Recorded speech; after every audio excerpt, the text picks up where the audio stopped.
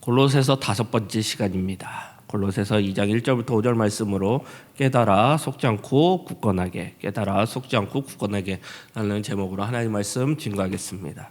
먼저 사도 바울이 편지를 보낸 골로새서 교회와 그 옆 라오디게아 교회는 사도 바울이 전도 여행을 하면서 직접 개척한 교회가 아니었습니다.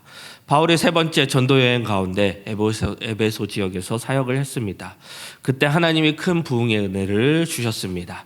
많은 사람들이 은혜를 받았고 그 중에 에브라라는 사람이 고향인 골로새서 돌아가 교회를 개척했다는 것입니다. 그래서 학자들은 아마 그가 라오디게아에도 교회를 개척하지 않을까 추정하고 있습니다. 그래서 바울은 자신이 직접 교회를 세우지 않아 잘 모르는 교인들에게 편지로 자신의 마음을 표현하고 있는 것이 오늘 본문 말씀입니다. 1절 말씀입니다. 내가 너희와 라오디게아에 있는 자들과 무릇 내 육신의 얼굴을 보지 못한 자들을 위하여 얼마나 힘쓰는지를 너희가 알기를 원하노니. 바울이 교인들을 얼마나 사랑하고 수고하며 마음에 품고 있는지를 그들이 알기를 원했습니다. 그것은 에버브르가 전한 복음을 통해서 잘 자라고 있던 교회에 거짓 선생들이 나타나서 요동치고 분열되고 어려움을 겪고 있다는 것을 알고 있었기 때문입니다. 어떻게 힘쓰는지를 너희가 알기를 원하노니. 다시 말하면 내가 너희를 사랑하는 것이 감정이 아니고 관념적이 아니라 힘쓰는 것이다 라는 것입니다. 수고를 동반하는 것이라는 것입니다. 그런 마음으로 내가 너희를 사랑하고 있다는 것을 알기를 바란다는 사도 바울의 마음입니다. 그래서 아마도 바울은 기도 중에 골로새 교회를 생각하고 있었습니다. 항상 힘써서 기도했고 어쩌면 다른 교회보다도 골로새서 교회를 위해 더 기도를 많이 했을 것입니다. 뿐만 아니라 바울은 그들의 신앙을 염려하고 그들이 바른 신앙에 굳게 서기를 간절히 바라고 어떻게 해서라도 가르치고 바른 길로 인도하려고 애를 쓰고 있었습니다. 그 이유는 무엇입니까? 첫째는 사도 바울이 지금 감옥에 있었습니다. 네로 황제의 핍박 이전에 아무래도 순교할 것 같았습니다. 골로새 교회 사람들을 만날 시간이 없었습니다. 그러나 가보고 싶었습니다. 가서 말씀을 전하고 싶었고 단 며칠이라도 가고 싶은데 그러지 못한 상황이었습니다. 그래서 하는 말씀입니다. 얼마나 애쓰는 거, 얼마나 가고 싶은 거, 얼마나 보고 싶다는 것을 알기를 바란다는 것입니다. 둘째는 사도 바울이 이렇게 순교함과 함께 그 뒤를 이어서 네로 황제의 박해가 있을 것입니다. 예수 그리스도를 믿음으로 해서 모두들 많은 핍박을 당하게 될 것입니다. 큰 핍박 때가 다가오고 있습니다. 이를 사도 바울이 알고 있었고 감지하고 있었고 이것을 느끼고 걱정하고 있는 것입니다. 내가 직접 교리를 가르친 것도 아닌 저 처음 믿는 사람들, 감정적으로 전도받아 믿는 사람들이 아직은 신앙의 내용이 어설프다고 생각한 것입니다. 아마 깊은 신앙 훈련이 없어서 더욱더 걱정했던 것이었습니다. 그러니까 저 핍박을 어떻게 이길 수 있을까? 이제 순교라고 하는 큰 핍박이 닥칠 때 예수님을 믿었다는 이유로 많은 사람이 죽게 된다는 것을 어떻게 옆에서 보고 견딜 수 있을까? 그래서 아마 괴로워했을 것입니다. 그래서 좀 더 가르치고 좀 더 훈련을 하고 좀 더 확실한 믿음에 거할 수 있는 높은 수준으로 올려놓아야 하는데 그럴 시간도 없고 그럴 기회도 없다는 사도 바울의 안타까움이 있었습니다. 분명히 예수는 믿기는 하지만 아주 유약하고 어설펐다는 것입니다. 이것이 지금 골로새 교회의 문제라는 것입니다. 그래서 바울은 이렇게 골로새 성도들을 향한 사랑과 관심을 표현함으로써 얻고자 하는 효과가 있었습니다. 구체적인 요청, 오늘 본문 말씀을 통해서 사도 바울의 구체적인 요청을 보겠습니다. 첫 번째는 그리스도를 깨달아 속지 말라라는 것입니다. 바울은 골로새와 라오디게아에 있는 성도들을 비록 한 번도 만난 적은 없었으나 계속해서 그들을 위해 기도하고 멀리 서서 저들에게 진리를 가르치기 위해 돕기를 힘썼습니다. 2절 말씀입니다. 이는 그들로 마음의 위안을 받고 사랑 안에서 연합하여 확실한 이해의 모든 풍성함과 하나님의 비밀인 그리스도를 깨닫게 하려 함이니.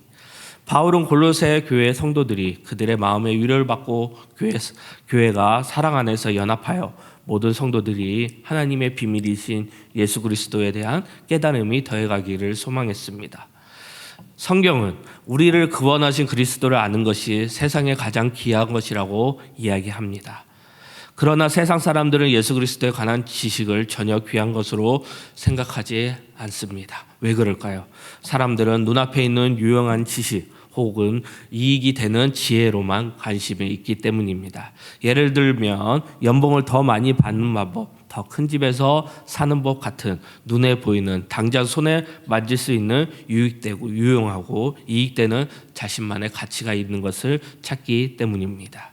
나의 생활에 보다 도움이 되고 사람들 사이에 인기와 명예를 얻을 수 있고 권력에 손에 넣을 수 있는 지식들만 선호합니다.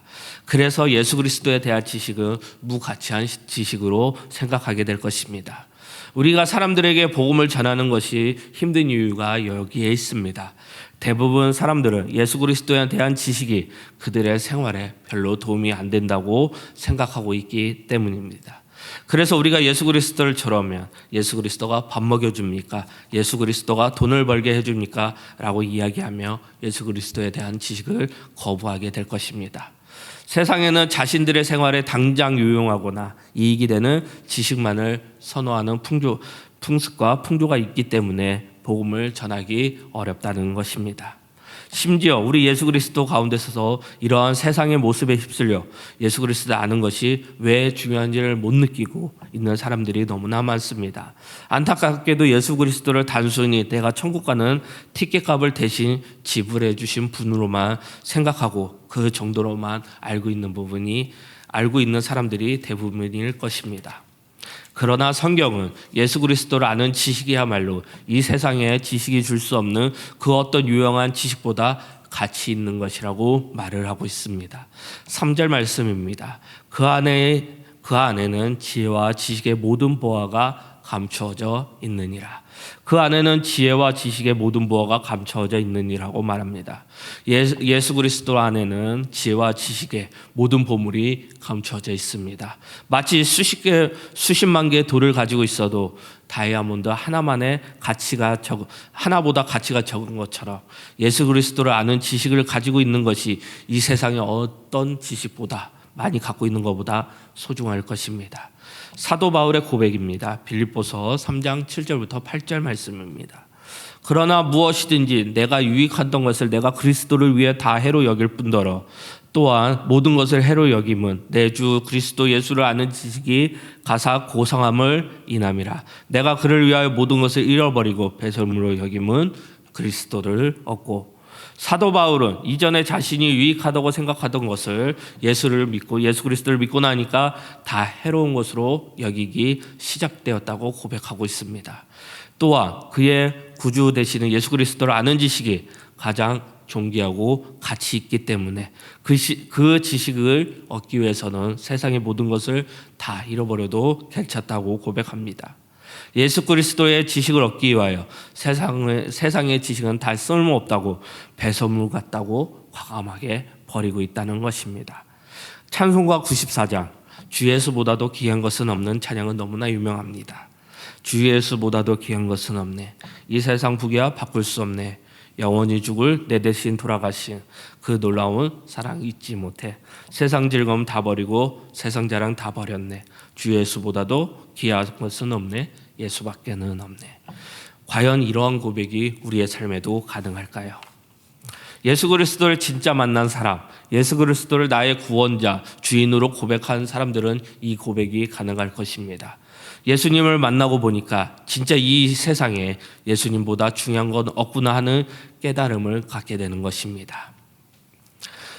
세상의 가장 큰 도서관이 어딜까요? 바로 미국 워싱턴 DC에 위치한 미국의회 도서관입니다. 미국의 도서관에는 세계에서 가장 큰 공공도서관일 것입니다. 도서관은 얼마나 큰지 도서관을 운영하는 투어가 따로 있을 정도라고 합니다. 단순히 규모만 큰 것이 아니라 소장하고 있는 자료가 많습니다. 책, 신문, 잡지, 각종 인쇄물, 음성자료, 사진, 지도를 포함하여 1억 5천 점 이상의 자료를 보유하고 있답니다. 미국 의회 도서관을 방문한 관광객들이 꼭 빠지지 않고 사진을 찍는 보물 하나가 있습니다. 그것은 바로 구텐베르크 성경입니다. 미국의 도서관이 소장하고 있는 자료 중에서 가장 중요한 자료 중 하나로 뽑히는 것이 바로 이 구텐베르크 성경인 것입니다. 그러나 이 성경을 중요하게 여겨지는 이유는 성경의 내용 때문이 아닙니다. 금속 활자를 이용한 인쇄한 최초의 성경으로서 금속 활자가 인류 문화 발전에 얼마나 큰 공헌을 했는지 보여주는 역사적인 자료이기 때문입니다. 많은 관광객들이 이 성경 앞에서 사진을 찍습니다. 심지어 비그리스도인 관광객들도 성경 앞에서 사진을 찍습니다. 그러나 성경은 책으로서 가지는 가치가 그 자체보다 그 안에서 말하고 있는 내용이 더 중요할 것입니다. 성경 자체가 말하는 주제가 바로 무엇입니까? 예수 그리스도입니다. 구약에 오실 예수 그리스도에 대해서, 신약에 다시 오실 예수 그리스도에 대해서 이야기하는 것이 바로 성경입니다. 도대체 왜 예수님에 대해서 아는 것이 그토록 중요합니까? 바로 예수 그리스도에 대한 지식이 우리에게 영원한 생명을 주기 때문입니다. 우리가 평생을 헌신하여 미국의 도서관에 소장하고 있는 1억 5천 점의 자료를 아무리 다 샅샅이 살펴보면 하더라도, 세상 모든 지식을 다 우리가 소유하고 있더라도 영원한 형벌을 명쾌하는 방법을 알려주신 지식은 그 자료 속에 아무것도 없을 것입니다. 세상의 지식은 일시적일 뿐입니다. 잠시 유익만 갖다줄 뿐입니다. 생명은 주지 못합니다. 그러나 오직 예수 그리스도를 아는 지식만이 영원한 형벌을 면하고 우리에게 영원한 생명을 얻게 될 것입니다. 그리스도를 아는 지식은 우리에게 영원한 복을 가져다 줍니다. 어리석은 사람일수록 당장 눈앞에 보이는 유익을 얻기 위해 살아갈 것입니다. 그러나 참으로 지혜로운 사람은 영원한 가치, 예수 그리스도를 추구하며 살아갈 것입니다. 4절 말씀입니다. 내가 이것을 말하면 아무도 교묘한 말로 너희를 속이지 못하게 하려 함이니. 여기에 교묘하다는 말은 그럴듯하다, 설득력이 있다라는 뜻입니다. 엉터리 교훈이나 이단적 교훈을 가르치는 사람들이 머리에 뿔이 나고 엉덩이에 꼬리가 달렸으며 손에는 삼지창이 들고 나타날 것이라고 생각하시면 안 됩니다. 그것은 착각입니다. 이 거짓 선생님들의 중요한 특징은 설득력이 있고 그럴듯한 말을 가지고 사람을 교묘하게 속인다는 것입니다. 목자는 성도가 속지 않기를 원합니다. 바울은 골로새 성도들이 오직 예수 그리스도를 위로받고 오직 예수 그리스도의 사랑으로 연합하며 오직 예수 그리스도를 풍성히 알아가길 바람으로 마음으로 힘썼는데, 그것은 그들이 교묘한 말이 속지 않기를 원하기 때문입니다. 특별히 골로새 성도를 속이는 누군가가 있었다는 것은 아닙니다. 하지만 그가 누가 되든지 바울은 아무도 그들을 속이지 못하게 하기 위해서입니다. 그들이 예수 그리스도를 무장하여 누구도 교묘한 말로 그들을 속일 수 없게 만들고 싶었습니다. 목자는 양들이 다른 풀들을 먹고 배탈나는 것을 원하지 않습니다. 오늘 오직 순전하고 순령한 젖을 먹어 구원에 이르도록 하기를 원할 것입니다. 또 목자는 양들이 가는 길이 이탈하여 길을 잃는 것을 원하지 않을 것입니다. 마귀가 우는 사자와 같이 두루다니며 삼킬 자를 찾고 있기 때문에 목자는 길을 잃는 것을 원하지 않을 것입니다. 교묘한 말에 속지 않는 가장 중요한 방법은 무엇입니다? 2, 3절에 있는 것처럼 오직 예수 그리스도를 깊이 알고 풍성히 이해하는 것입니다. 그리고 5절 7절의 말씀에 있는 것은처럼 오직 그리스도 안에서 행하는 것일 것입니다. 위로받으면서 깨닫고 사랑하면서 깨닫고 이해하면서 깨닫습니다. 그래서 예수 그리스도를 깨닫는 것입니다.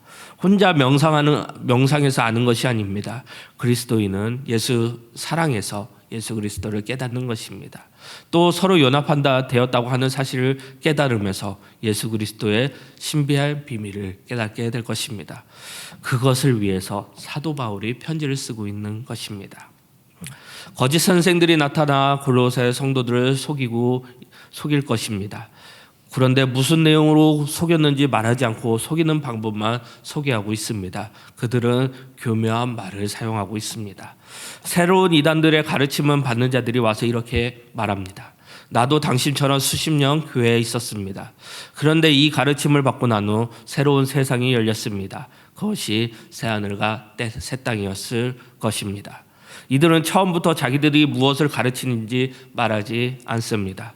내용을 감추었다가 결정적인 순간에 자기들의 신분을 밝힐 것입니다. 그전까지는 그럴듯하고 설득력 있는 교묘한 말로 속일 것입니다. 이게 모든 이단들의 특징일 것입니다. 처음부터 자기 정체를 드러내지 않고 다른 곳에 신경 쓰게 한 후에 상당히 충분히 속아 넘어갔다고 생각했을 때 본색을 드러내는 방법, 이것이 교묘한 말로 속이는 방법일 것입니다. 그러므로 우리 그리스도인 성도는 모든 지혜와 지식의 보화가 예수 그리스도 안에 있다는 사실을 확실히 하는 것이 중요합니다. 또한 이 모든 것이 교회 안에 있는 줄을 알고 거짓 선생들의 가르침에 교회에 다툼이 일어나 공동체가 깨지지 않도록 경고히 서는 것이 중요하다는 것입니다. 거짓 선생들은 늘 있습니다. 혹시 목사님, 저는 그냥 믿을게요 하는 분들이 있다면 그러시면 안 됩니다. 그냥은 안 믿어집니다. 적당히 믿는 것도 안 됩니다. 미치도록 믿어야 됩니다. 다른 것 다 없어도 예수면 다 된다 정도로 제대로 믿어야 된다는 것입니다. 진리에 대한 바른 변별력을 가져야 바르게 믿으며 우리의 성장이 우리가 자라날 수 있을 것입니다. 특별히 골로새 성도를 속이는 누군가 있었던 것은 아닙니다. 하지만 그 누가 되든지 바울은 아무도 그들을 속이지 못하게 했을 것입니다. 그들은 예수 그리스도를 무장하여 누구도 교묘한 말로 그들을 속일 수 없이 만들게 하고 싶은 사도 바울의 요청이었습니다. 두 번째입니다. 믿음을 굳건하게 하라는 것입니다. 바울은 골로새 교회가 그리스도를 아는 지식을 통해 이단으로부터 믿음을 지켰다는 소식을 듣고 매우 기뻐했습니다. 5절 말씀입니다. 이는 내가 육신으로 떠나 있으나 심령으로는 너희와 함께 있어 너희가 질서 있게 행함은 그리스도를 믿는 너희의 믿음이 굳건한 것을 보고 기쁘게 봄이라. 5절을 보면 규모라는 단어가 나옵니다. 이는 군대 용어인데 부대가 적군을 공격해도 흐트럼 없이 오와 열을 맞추어 진영을 갖추어 있는 모습을 의미하는 것입니다.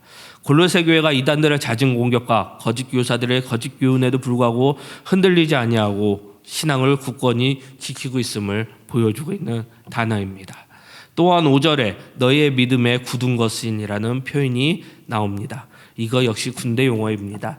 군인이 자신의 임무지를 이탈하지 않고 마땅히 감당해야 될 자신의 역할을 충실하게 서 있는 모습을 나타나는 단어입니다.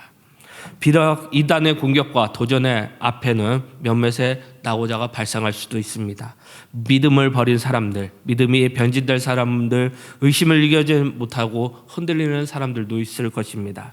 그러나 전체적인 교회의 모습을 보면 이단들의 공격에도 흐트럼 없이 당당히 맞서 싸워 진리의 터에는 교회를 지키고 있는 모습을 본 것입니다. 바울은 이러한 골로새 교회의 모습을 기쁘게 바라봤습니다. 하나님의 교회가 거짓된 세력으로부터 참된 지키는 수호자로서 이 세상을 살아가기를 원했을 것입니다. 예수님께 나아가면 믿음을 굳건히 세우는 만드는 쪽으로 우리를 이끌어 주신다는 이 사도 바울의 말씀입니다. 바리새인들의 특징이 무엇입니까? 바리새인은 교만함으로 남의 믿음을 무너뜨리는 자입니다. 만나면 만날수록 믿음이 무너질 수밖에 없는 사람들입니다. 부정한 마음이 생기게 하는 사람이 바리새인입니다.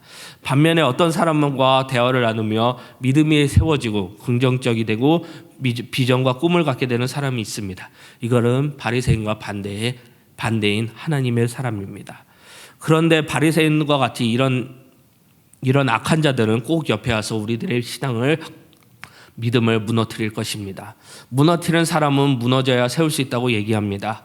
무너뜨리는 것은 쉽습니다. 그 신앙을 파괴하는 것도 쉽습니다. 그러나 세우는 것은 너무나 어려움을 아십니까? 쉽게 무너뜨리고 말하는 사람들을 보면 세우는 것을 해본 적이 없는 사람일 것입니다. 진짜 세우는 일을 해본 사람은 세우는 일이 얼마나 어려운지 알기 때문에 함부로 무너뜨리자는 말을 하지 않을 것입니다. 오히려 니몰레니 하자, 변화시키자고 얘기할 것입니다. 바리새인과 같이 그리고 영지주의자들의 특징은 무엇입니까? 그들의 주장은 무엇입니까? 영지주의자들은 특징은 무엇이냐 하면 자기들이 가지고 있는 영적 생각이 있다는 것입니다. 자신들만의 영적 지식이 있다는 것입니다. 이것을 얻기 위해서 하나님을 아는 어떤 단계가 있다는 것입니다. 그것을 자기들이 정합니다. 그리고 각 단계마다 특징이 있다고 합니다. 그리고 이 단계들을 밟아 나가야 된다고 합니다.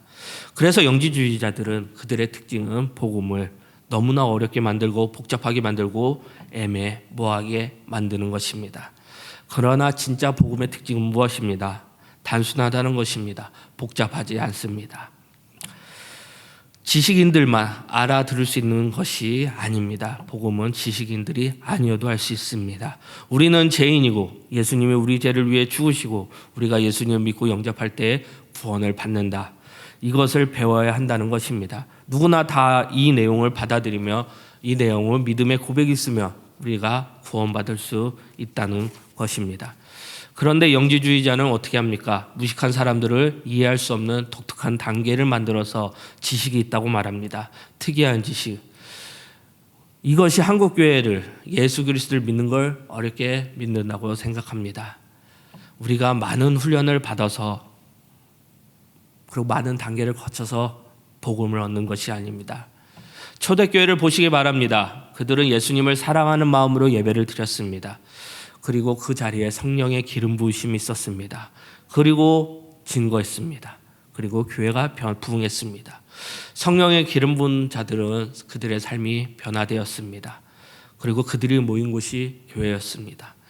단순하면 이기는 것입니다. 단순하면 교회가 세워지고 부흥하는 것이고 우리도 초대교회인들과 같이 될 것입니다. 성경을 보시기 바랍니다. 성경은 믿음에 세우는 방법을 가볍고 간단하게 말하고 있습니다. 어느 때 믿음이 굳건하겠습니까? 하나님의 말씀을 들을 때입니다. 로마서 10장 17절 말씀 보면 그러므로 믿음은 들음에서 나며 들으면 그리스도의 말씀으로 말미암아느니라. 이것이 진리일 것입니다. 어떤 사람과 대화를 나누고 난 다음에 믿음이 생기십니까? 환경이 변화있고 돈다발이 떨어진다고 믿음이 생기십니까? 돈 벌어보신 분들은 알 것입니다. 돈이 생기니까 더 괴롭지 않습니까? 더 불편하지 않습니까? 더 의심이 생기지 않습니까? 환경이 우리에게 믿음을 주는 것은 아닙니다. 잊지 마시기 바랍니다. 오직 하나님의 말씀, 그리스도의 말씀만 들을 때에 믿음이 생기는 것입니다. 당연히 목사인 저도 마찬가지일 것입니다. 하나님의 말씀을 듣고 읽고 흔들릴 때 하나님의 말씀이 나를 굳건하게 세우는 것은 믿음을 주는 것이 아닙니다. 통장에 돈이 있고 주위에 아무리 나를 지키는 것이 많다고 해서 믿음이 생기는 것이 아니라 하나님의 말씀, 그리스도의 말씀만이 우리에게 믿음을 줄 것입니다. 그리고 우리는 그 말씀을 증거하고 듣고 쓰고 읽고 해야 되는 것입니다. 여러분들도 많이 들어본 예화일 것입니다. 돈이 여유 있는 하나님 할머니 권사님이 있다고 합니다. 할머니가 병원에 누웠다고 합니다. 그 권사님께서는 너무나 전도하고 싶은데 누워있으니 전도할 방법이 없다고 합니다.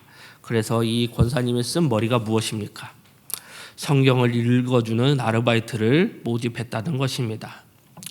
1시간에 2만 원. 굉장히 많이 주는 것입니다. 하루에 3시간 6만 원으로 정말 이렇게 성경 읽어주는 아르바이트를 구했다는 것입니다. 자격 조건은 하나, 안 믿는 사람. 그런 사람을 불러다 놓고 항상 요한복음을 읽히기 시작했다는 것입니다. 또 읽히고 읽으니까 은혜를 받아서 이 읽어주는 사람이 흔들리기 시작했다는 것입니다. 요한복음 3장 16절 하나님이 세상을 이처럼 사랑하사 독생자를 주셨으니 항상 이 말씀을 읽는 그 사람의 목소리가 떨리기 시작했고 있는 저를 믿는 자마다 영생을 얻게 하려 함이라. 그럴 때 하늘머니께서는 이 요한복음 3장 16절을 할 때마다 한 번씩 더 읽고 더 읽어달라고 했습니다. 그럴 때 하는 사람, 항상 그 안 믿었던 사람이 읽어줄 때 사람이 항상 하나님을 영접하고 10명 이상의 사람들이 하나님께 돌아왔다는 내용입니다. 간단한 것입니다. 믿음은 들음에서 납니다. 예수님께 나아가면 예수님께서 우리에게 모든 것을 공급해 주실 것입니다. 믿음의 견고한 길에는 하나밖에 없습니다. 진리의 말씀이 열리지 않으면 믿음의 견고해진 것은 불가능할 것입니다. 하나님의 말씀을 올바르게 성숙하게 우리가 성숙하게 나아가야 합니다. 성숙하게 이해하지 못하면 우리는 온전한 신앙을 할 수 없을 것입니다. 기독교는 아무런 고민 없이 합리적인 의심 없이 무조건 덮어만 놓고 믿기만 하면 되는 종교가 아닙니다. 기독교는 사람들로 하여금 깊이 생각하고 고민하게 하고 진리 때문에 씨름하도록 합니다. 우리가 기계적으로 믿는다고 말하고 주문처럼 신앙 고백을 외운다면 제대로 하는 것이 아닙니다. 진리를 붙들고 씨름하며 하나님 앞에 나아가고 그렇게 해야 우리의 믿음이 자라나게 될 것입니다.